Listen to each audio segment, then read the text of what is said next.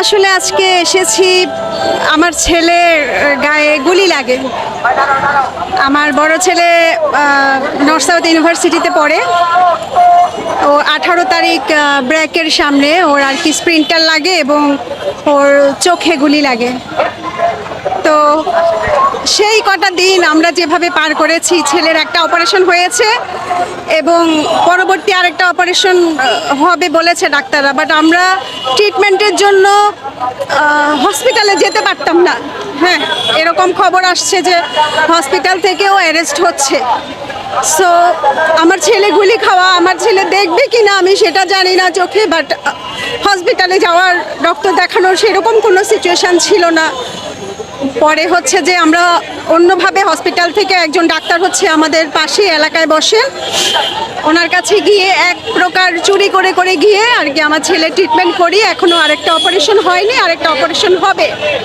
তো সেই ছেলের আপনারা যারা স্টুডেন্টরা যারা এই বিজয়, যেটা আমরা 5 তারিখে পেলাম যে বিজয়টা আর কি, সেটার যে আনন্দ, এটা তো আসলে আর বলে বোঝানো যাবে না। আজকে সে 1 মাস পূর্ণ হলো, সেই হিসেবে এখানে আসছে, অনেকটা ছেলের জন্য বলতে পারেন। অবশ্যই আমাদের যে সরকার, আমরা যে 16 বছরে যে সরকার আমাদের শোষণ করেছে, শাসন করতে গিয়ে শাসন করেছে, শোষণ করেছে, অবশ্যই আমরা মানে চাইবো যে এগুলো আর একেবারেই এগুলার কোনো কিছুই আর না হোক। এগুলো একদমই চাই না। আমরা চাই যে মানে সর্বক্ষেত্রে, যেমন ধরেন যে আন্দোলনের সময়টাতে আমরা একটা লাইন লিখতে পারি নাই, ফেসবুকে লিখে কেটে দিয়েছি যে এটার বিরুদ্ধে গেলেই আমার কিছু একটা ক্ষতি হবে। আমার এই যে ভয়, যে আমাদের যে পরাধীনতা, আমি এটাকে পরাধীনতাই বলবো, যে একটা লাইন লিখতে না পারাটাই তো পরাধীনতা। আমাদের তো গণতন্ত্র ছিল না।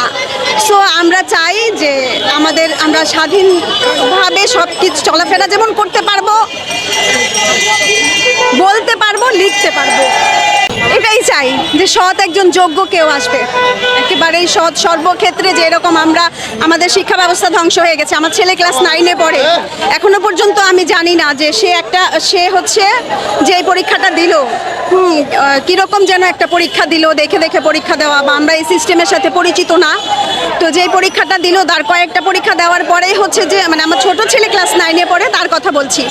তো আন্দোলন শুরু হয়ে গেল। এরপরে আমার আন্দোলনের পরে এখন আমরা যেটা শুনছি যে আবার সিস্টেমটা চেঞ্জ হবে। সো ওর 9-এর কিন্তু সেপ্টেম্বর মাস শেষ। সো আমরা এখনো পর্যন্ত 1 বছর পুরোপুরি শেষ, জানি না যে ওরা আসলে কি ধরনের পরীক্ষা দিবে বা কি হবে। সো এই যে ওদের উপর যেটা হলো, যে শিক্ষা ব্যবস্থার উপর যেটা হলো, এইসব আর চাচ্ছি না। আর চাচ্ছি না। একটা স্টেবল গভর্নমেন্ট আমরা চাই, স্টেবল একটা দেশ চাই।